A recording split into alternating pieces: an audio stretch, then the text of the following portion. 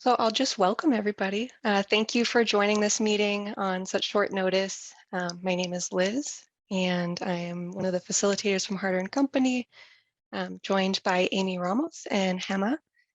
I'll quickly just go through these slides. It should be familiar, but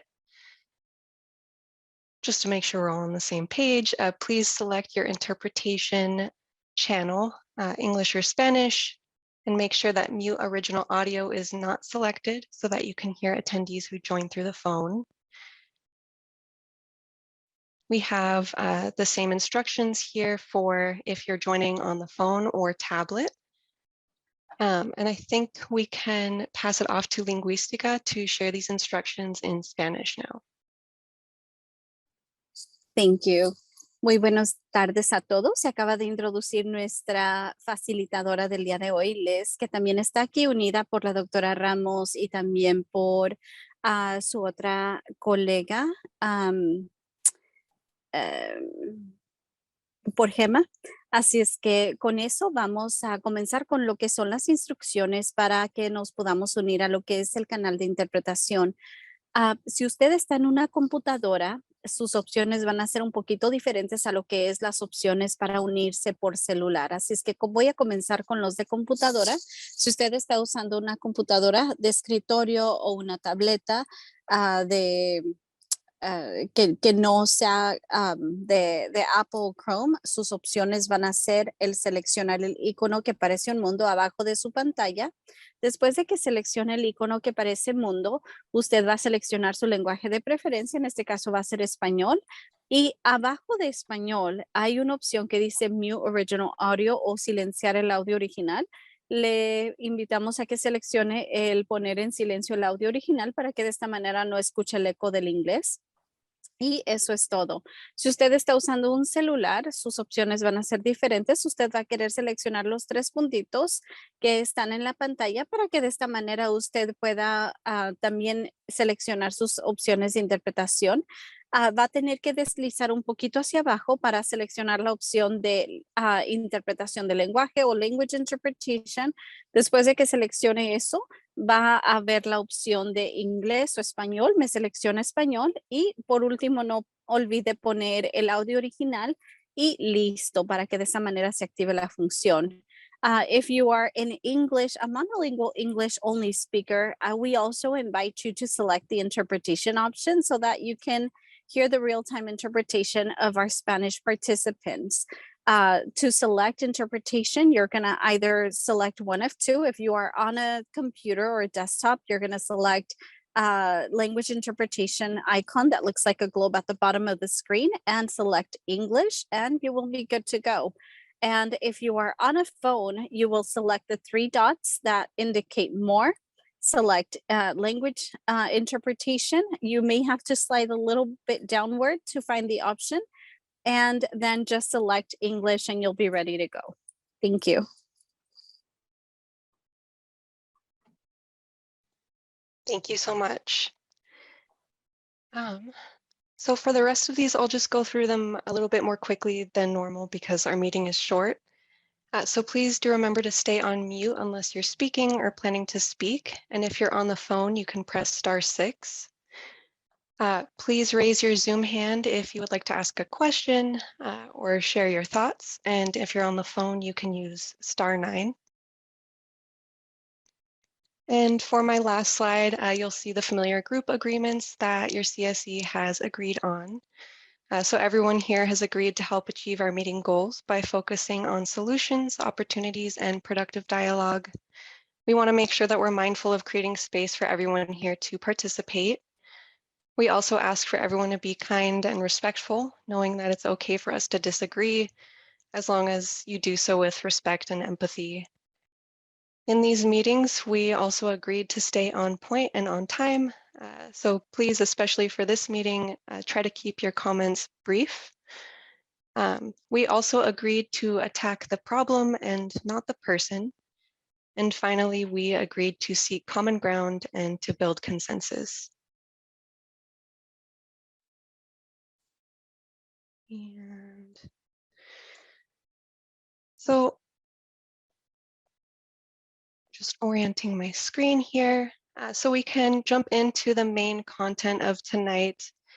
I'll just provide some framing to make sure we're all on the same page.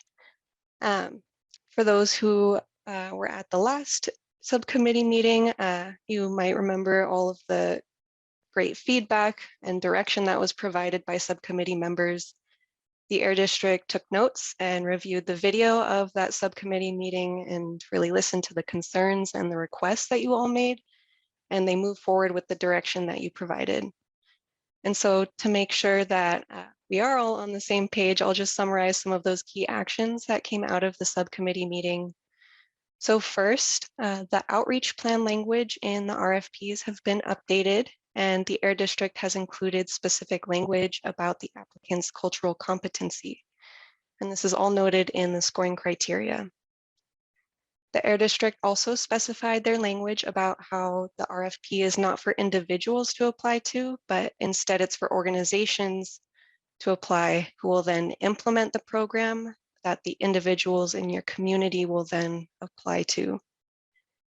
The Air District also updated the language that requires public agency applicants like cities and counties to apply with community-based organizations. They also added explicit language about the CSC and the subcommittee's involvement in reviewing those submitted proposals, and will also require that the agency that is selected for implementing this program will have to get approval from the district and the CSC before implementing any projects.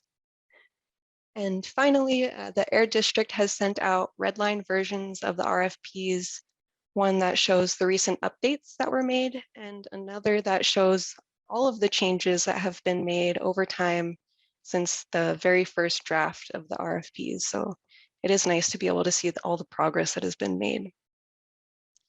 And at the last meeting, it was requested that the Air District make those changes and then meet with the subcommittee to get your approval before taking the final version to the whole CSC. So that is why we are all here today, to go over these changes and gauge whether these updated RFPs have your support. And I just want to thank the Air District for organizing this space, and also really want to thank everyone on this subcommittee for all of the many hours that you've put into reviewing the RFPs, and of course for taking the time out of your busy day to be here. And so with that, I will pass it off to the Air District. And I'll start with, since that meeting, we also received a handful of additional comments from NIAMIN and CCEJN. And so if we can maybe, I don't know if it's appropriate, Naomi, if you want to summarize some of those first. Sure. Well, I just want to say first, thank you, because I did see that most of the main concerns that we all had raised at the last meeting were addressed in the latest draft. But there were several concerns that not only myself, but members of our team had. And that has to do with, for example, the part where the applicant is required to submit this, what is it called? Technical tools. So they have some technical tools that they need to use. So unless we're not understanding correctly, but it seems that in some parts of the RFP, it seems like the Air District will be providing those or applying those technical tools, but in other parts it says that it's the applicant that is required to do the analysis of, the tree canopy level, the socioeconomic status of the area where the trees are proposed to be planted, and so on. So we are concerned that if it's confusing to us, that we have been reading this document for so many times, that it might be confusing to an applicant. So I don't know if there's a way of making sure that it's exactly the same thing. And I still, in particular, I'm still concerned somehow with the requirement of using these technical tools, just because I know that would be a barrier for instance, a community organization to apply, because they might not have that knowledge or expertise on on how to use those tools, and if this is something that is like required by CARB, or why are we adding this here? So I can start and I'll pass it to the team. And yes, I think you summarized it correctly. And I mean, we are asking that those who apply use those tools. Some of the things that our team has set up, and I think will be helpful for us to maybe dive a little bit deeper in, because I think it also gets your other comments about like help with the application process, is we do intend to have an applicant workshop where we can address some of these questions. And I would like to, maybe I can pull up really quickly to share with you when we talk about the tool. I'm going to click, I'm in the iTree tool. So for those that, I know Naimeen's team is really familiar with all of the language in the RFP. One of the tools that she is referring to, that we refer to a lot in the document, is this iTree calculator. And so once you open up you go to this this website, and then you just say kind of, it asks you what county you're in and then what city you're in. You can go over, and this is maybe something we can give like there's probably, and we can work with folks to provide like a little how-to, but essentially you go here and then you just highlight whatever type of tree you're planting, and kind of a variety of different parameters. And I can see how it generally, you know, I think some of these are self-explanatory, but maybe some of them aren't. I think to your point, especially if folks aren't technical, basically once you input all of your trees or whatever you're intending to plant in here, and you click through this, all of the calculations are done for you. That's sort of the intent of this tool, is that it does all of the calculations about canopy and coverage and pollution. So what I'm hearing is, you know, if folks are unfamiliar with this tool, or maybe they don't have the expertise, really, I think from the district perspective on finding someone who's the implementer of the project, there is a hope that they're partnering with someone who does have some of the expertise to maybe answer some of the questions in the tool. And really, maybe we can be clear that we're encouraging folks to partner with people that do have that expertise. Because not only will that be important in the tool, but also when they're going to actually do the tree planting and find the right partners to do all of the, you know, irrigation assessment and all of the other things that I know you know are involved in tree planting. Yeah, and I know that, and you know, I'm glad that Lily is here, because I know that she has experience. She was here. She was here. Oh, she's left. Drop off. Maybe she comes back. But anyhow, I mean, I hear you. I just want to make sure that that will not be one of the reasons why an organization, a community-based organization in particular, will be deterred from applying. Right. So I don't know. I'm not, if that has to stay in the RFP, what I would like to recommend, put it up for the others to consider, is having something, you know, definitely in the workshop that you do like a little, like, you know, this is how you do it, and this is, but maybe even having a staff member from their district available to answer more questions if there's a need for more, you know, TA in this regards, or even, and I don't know if this is asking too much, but even maybe having a small contract with one of the experts that could, for an organization that doesn't have that expertise, that could be, you know, could be connected, or say, hey, you know, this is an organization that could help you if you don't know how to use it. After we explain you, it seems very self-explanatory, but you know, we don't know. So that would be, to me, something that could be considered as an alternative to ensure that this is not going to be a barrier. So I don't know if that might be possible. I don't know, Erin, if that sounds like something typically, and Erin, maybe you can help me with this a little bit. For RFPs, when we're doing competitive proposals, we're really looking for people that are ready to do the project. And so I wonder if kind of a combination of what Naimeen's asking for, like we, of course, I think in the workshop, definitely we want to answer questions and help people. I wonder if with that, maybe we can bring someone that's familiar with this tool that can be the one that answers some of these questions, and encourage folks to open it up ahead of that workshop so they have their questions ready to go. And the workshop can be part, you know, application answering, but part sort of like iTree tool 101. from someone that's not us, because we aren't those experts, to Naimeen's point. Yeah, I don't know. I don't know. That's why we were contracting it out, because we're not really the experts. You're right on that. So as far as finding somebody to do that, I don't know. We'll have to dig around and see who we get to actually do that. Give me. Yeah, no problem. I think I mean, that doesn't seem, I wonder if that's something we can, you know, at least commit to you all that we're going to reach out. I actually think that's kind of an interesting concept of, you know, I'm even looking, there are some tools within iTree that are some technical user manuals, but we reach out to them and say, hey, can someone from the team or even someone that's a partner locally that knows iTree really well, kind of just be there to walk through the steps and answer questions if folks need that answer. Yeah, we can put some calls out and see. Yeah. If we can, you know, I think David and his team can help with that. I think that's a possibility for this.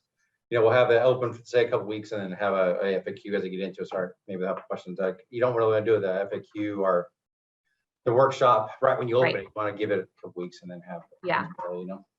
So that workshop and the FAQ can help answer a little bit of the technical tool, and then Naimeen also had comments about the actual application, and that's what that workshop and FAQ will also answer, is how to fill out the application. And I think that workshop will be fundamental, right, to guide the applicants through the process, you know, answer any questions they might have, because sometimes you read RFP and still you're like, well, I wonder if that means that or that. Obviously, I think that when these workshops are organized, well, I have a couple of questions.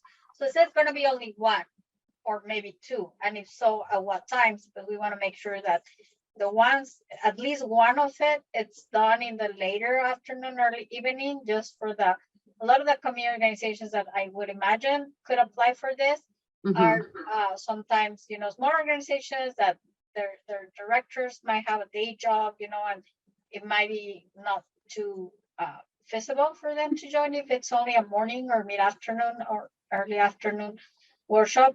So I would say, if possible, you know, maybe two workshops, and one during the day, one during the afternoon.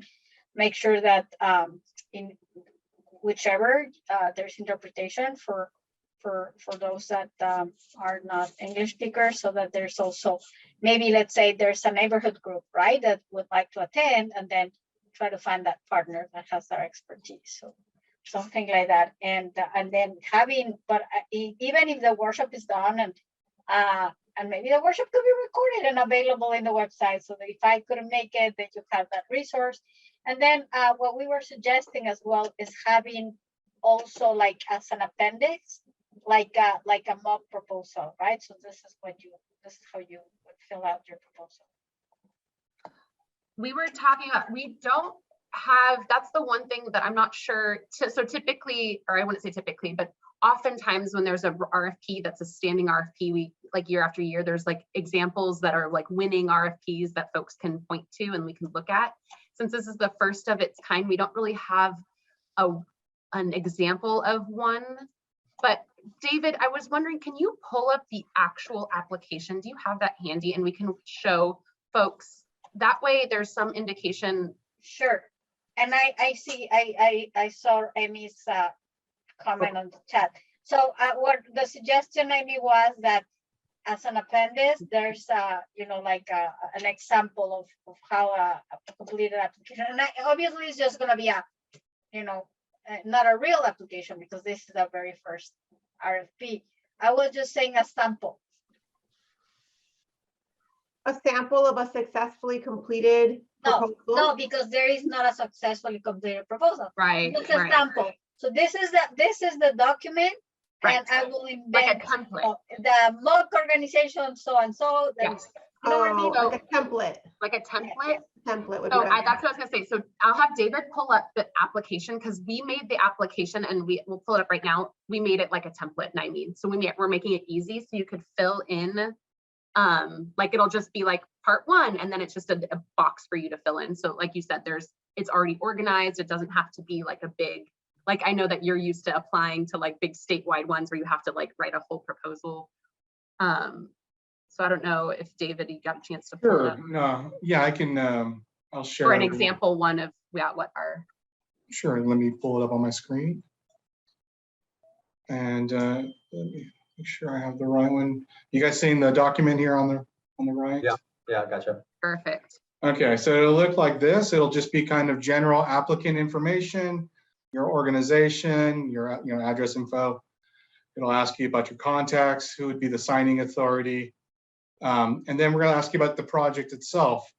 Briefly describe your project, including committed partners, your implementation period, and some costs and how the project will mitigate air quality impacts. We're going to ask you to do a location of the project, any cross streets, describe the surrounding area, and then please attach any photographs or any web aerial images you might have. And then it's going to be asking you, are you the property owner, or yes or no? And if you're not, please provide some information regarding the property owner and any way how you're going about getting the authority to use it. And then we're asking you about proposed greenery, talk to you about the types of trees and plants you want to plant there. And then if you can even describe any benefits and specific reasonings for those plants that you've chosen. The area in terms of size and the project footprint to be created or enhanced. You can either put it in acres, square footage, but it could be in metric if you want as well. Any type of proposed irrigation systems you want to use. And then, is there any limitations that the project might have? And just so we kind of understand any possible concerns. And then we're all going to ask, is there any sensitive receptors, schools, daycares within the area of the project? And then we're going to ask you about your timeline again. Can you maybe want to have a decent idea of how long the project will take for implementation? And then if you can describe how the project will be implemented within the time frame. It's just kind of an ability for sometimes it's easier for people to express and explain how they go about doing their implementation. All right, David, as you're going through this, and I don't know, we can keep going, but I was just going to say, is this type of thing, more along the lines of what you were thinking? Okay. Okay, great. And then we're going to have your project partners or the title of your organization, the people who are into it. And then we kind of want to see some costs and breakdown of like how much you're estimating for your supplies, your labor, any contracted services. And then you'll ask us, we'll ask how much funding you're going to be requesting from this proposal. And then have you already secured any funding? And then everybody will then review and certify that they meet all the program requirements and guidelines. And then they'll sign off on it and we'll accept it. And that's in lieu of the RFP. The RFP has some other questions we have them fill out to kind of maybe express more in like a word fashion. But ideally, this is kind of going to help us understand the nuts and bolts of a project. And it's so for folks who don't know how to maybe they're not used to putting together like their own formatting of, big project budget, this can kind of help them line item out. So, okay, cool. Thanks, David. You're welcome. No, that is good. I think that's very easy to understand. Just a couple of questions. Is there going to be a word limit? Is there something that they could type in the responses? Is it going to be like an online? Normally, when we can do, if you, just for clarity, normally we don't like to have a limit. So if we can put like directions, if you wish, please attach additional, make a copy of that page or documents. But yeah, we don't. I'd rather have more information than less. No, me too. I'm not advocating for word limits. I hate that. The other thing that I had sent in my comments were regarding the maps. Mm-hmm. So I know that you guys have a lot of maps. So we have the map of the AB 617 that I think should be included somewhere in that proposal so everybody knows and it's clear where are the boundaries, and also maybe links, hyperlinks to the calendar screen map also for people that might not be too familiar with it. So just trying to add as many resources as possible to the RFP itself. So again, people that are not so familiar with these things, with the AB 617, with calendar screen and other things, can have that, at the reach without having to struggle a lot. No, Yeah, thank you. I think we did add those links, right, David? Okay. Both of the ones Naimeen just mentioned. So the boundary link and the Calendvirus screen link. Yes, I will make sure to get those on there. For sure. Yeah, and those were my comments, but I know Jasmine and Genevieve are here, Estela, Isabel, I don't know what others. I don't want to monopolize it. Seems it was like my meeting, so didn't want to take it that way, pero ¿qué me faltó? No, I just want to say it's well organized, the application. It looks a lot easier for residents to apply and to very self-explanatory. I love the language you guys use because there's some people who do not have that that language that people know that the English language thoroughly. So it's very easy to read. I think I could show it to my parents and they could get by. I like how you guys don't have a limit. That's really good because I agree when it comes to writing, you kind of want to express yourself and it kind of sucks when you have to like lower it a little bit just to cross the message. So I like that. Well, in the RP itself too, inside there was requested kind of a work plan where you have a narrative where you will kind of write your work plan out. Mm-hmm. That was that'll be part of it as well. So it has the application plus your work plan that details, okay, here's how we're gonna do all this. So is this proposal plus a narrative and a budget template? Yeah, we have some of that in the application. However, we wrote it in a way where you could kind of do both or one or the other. Some people might already have a budget detailed in an Excel sheet or something, and we don't want them to have to reinvent something just to fit our templates. So if they, as long as it's easy to understand that, you know, you're answering question 8 or 9 or 10 in your own document, that's fine. So. Okay. Well, and again, I think that is important to, I mean, definitely some people might have budgets, templates already, but for those that don't, offering them, you know, an example of what is information that at very minimum you need to have in a budget would help them make sure that they're not missing any information. Lilia, ¿sí vio cómo estaba la aplicación? Did you see, Lilia, how the application looked like? I really wanted you to give feedback. If, for example, you think like your organization, this is something that you feel, oh, okay, this is simple enough for me to apply.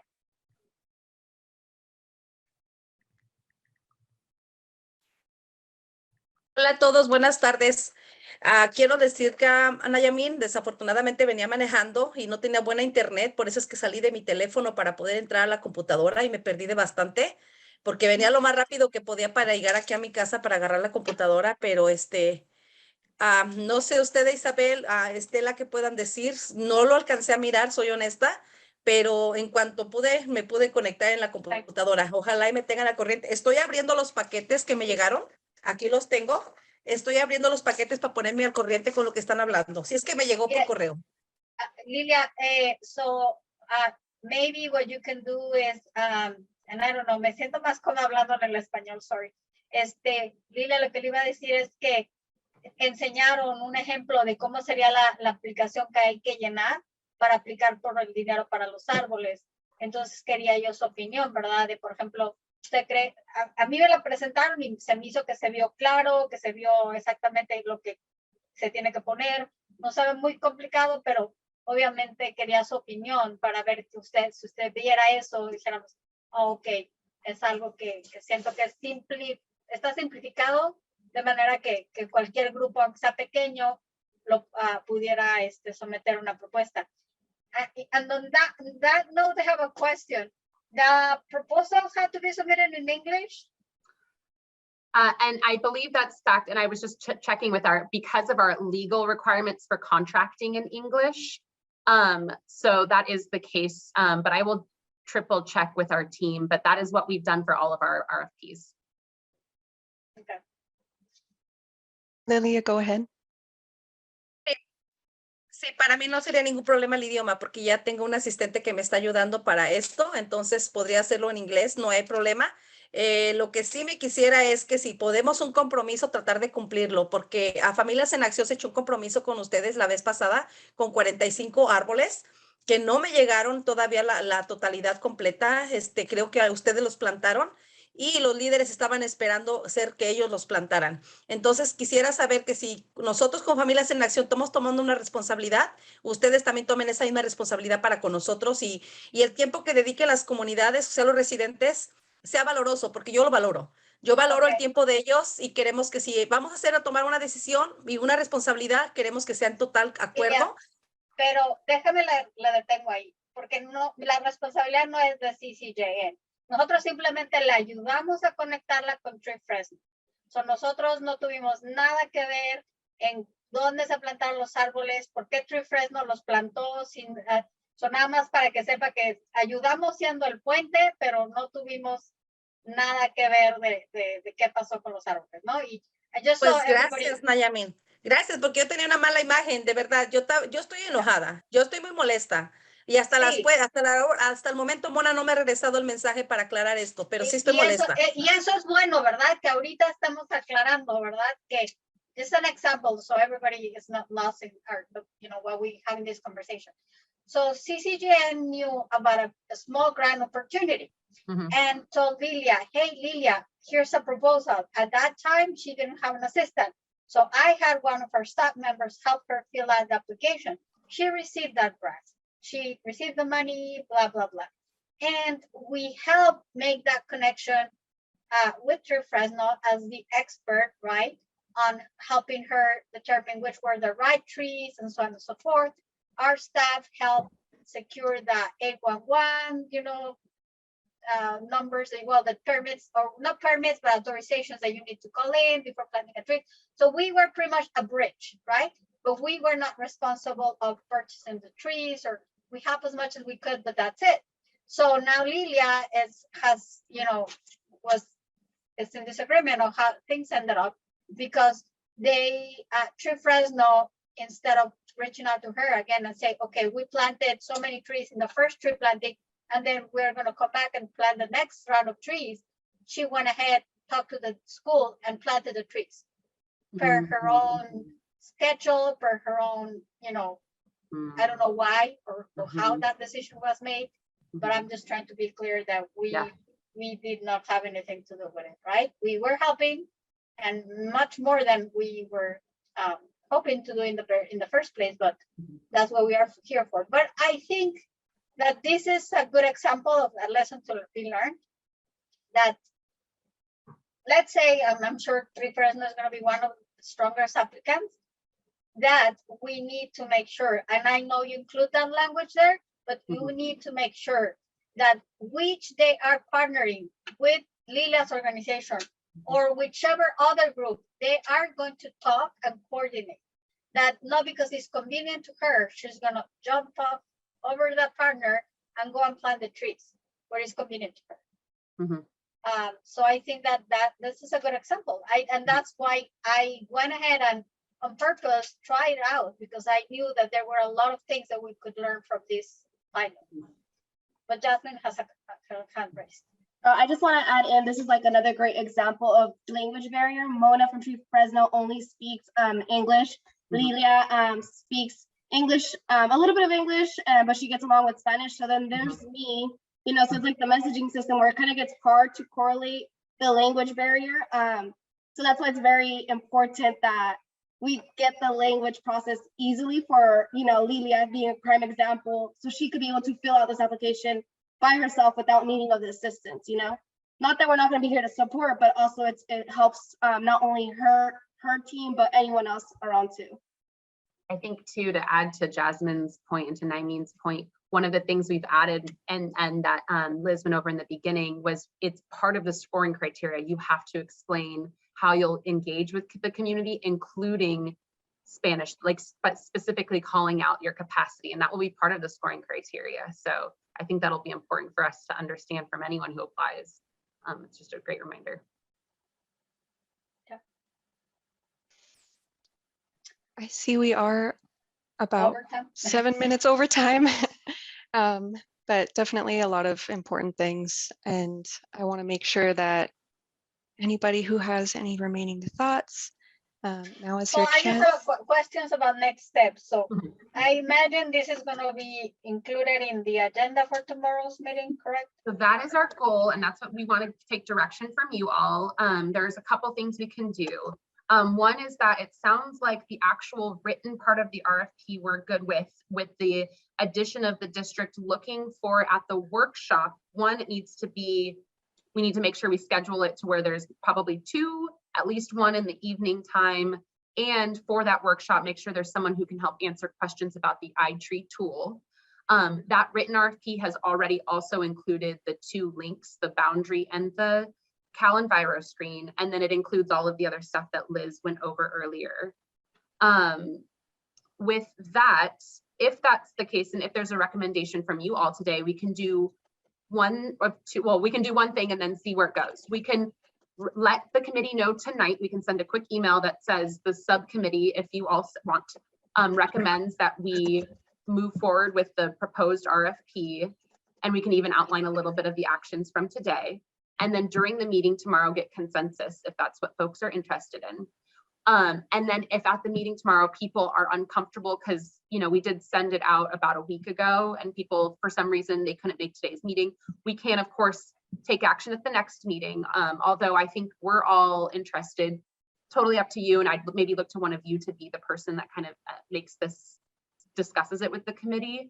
You know, if we can get some group agreement on it tomorrow, we can start scheduling those workshops and releasing the RFP, because I know that there's a big interest in making sure we can plant in the fall. And so, you know, as we all know, the sooner the better.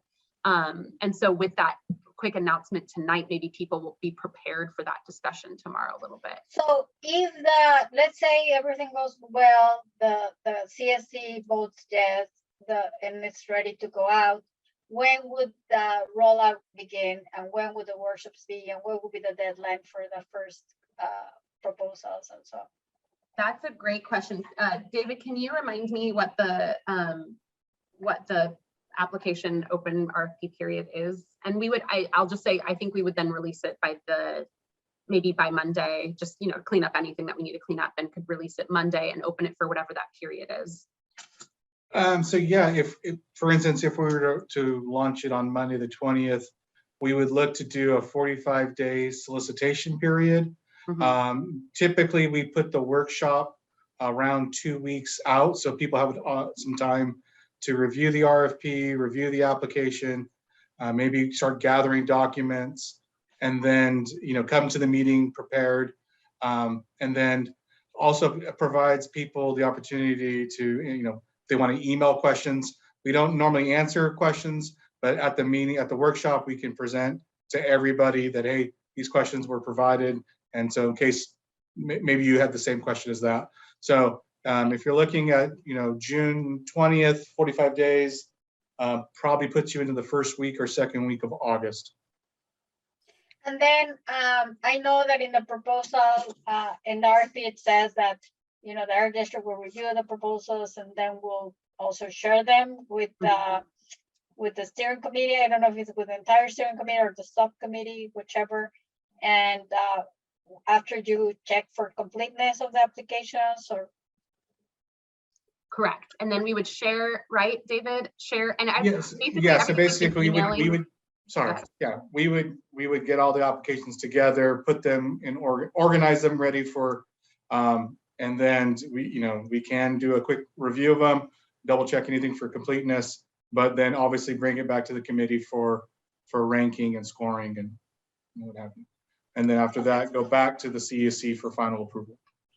And because all of our emails, even if they're for subcommittee meetings, they've all been going out to the full CSC. So even folks, if they can't join us at those subcommittee meetings, they'll have opportunity to still, review those proposals. Okay, sounds like a good plan. I think I'll hope that we all agree that this is good enough to send it out, because we can, just drag it again for one more year and we're not going to have trees, and then the deadline will have passed, and it's just going to happen like with the air filters that there's still no takers for that money, and I'm just so like I cannot even describe what else can we do. And Lilian, Estela, and Isabel, you guys are have children or grandchildren or relatives in Fresno Unified. We got to sit down with the trustees again and bring them to their attention that this money was on the table for their for the classrooms where these children to spend many hours to have better air filtration. And I don't know who make the wrong judgment of not receiving this money to work on that. Yeah. So I know that I believe, who was it? Ryan? I think Ryan told me that there had been no update from the district, from the school district. School district. I That is think correct. that, if that's gonna be the update that will be presented tomorrow, I will make a motion for us to convene a meeting like the one we had like a year ago, remember when Yeah. some trustees were invited? So I Yeah. think this has to be taken up to the higher level. That's a good, something for us to keep in mind for tomorrow's meeting. And maybe that's based on that. And I mean, I'll talk with the team now so we can incorporate that in that discussion tomorrow as like one of the points that we're looking, the next step. Yes, Perfect. we feel you there. And I think that is the level we need to take it to. So Liz, I don't know if you want to officially ask if there's any objections to sort of Naimeen's summary. Yeah. Are there any objections to what we heard tonight with the updated RFPs and presenting to the CSC? Can I then Okay. request that if Naimeen, if you would not mind, I think just being such a great leader of this subcommittee and kind of speaking with experience and even the example you gave today of your experience, can you please provide that update during the meeting tomorrow? Only if Lilia doesn't jump up and say, no, believe in Nayamin because she doesn't deliver all the trees that she promised. Ándale. Just kidding. Estoy bromeando, Lilia. Yeah, I'd be happy to.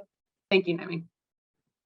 Okay, see you guys tomorrow. Yes, thank Okay. you all so much. Bye. Thank you, everyone. See you tomorrow. Gracias. Que pase buena tarde. Bye. Let's Thank plant you. some seeds.